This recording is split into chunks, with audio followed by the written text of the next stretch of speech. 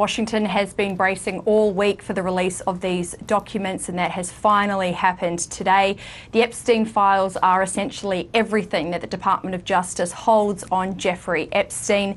They have been eagerly sought by both President Trump's opponents and his base, who have been calling for more transparency over Jeffrey Epstein. The Department of Justice released a new website, opened up an Epstein library on its website where people are able to search for specific names and documents.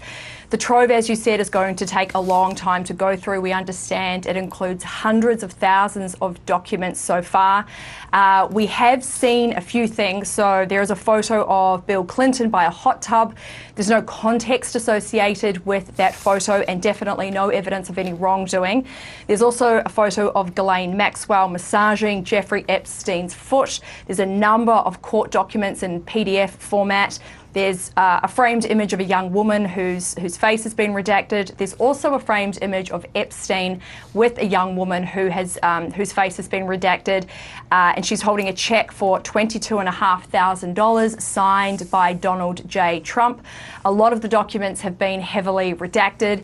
It's unclear how many of the files have been withheld.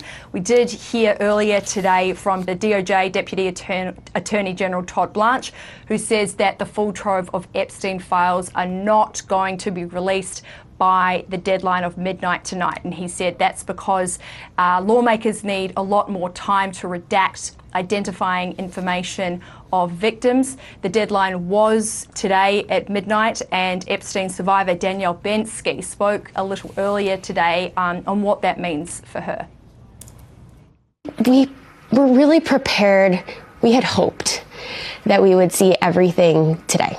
And we didn't think that that was realistic. And again, like, I speak for myself, survivors are not a monolith, right? We all have our different backstories and opinions and views, right? So, but for me, I was not the most hopeful that we would get everything, but there was a piece of me that wanted that part to be wrong.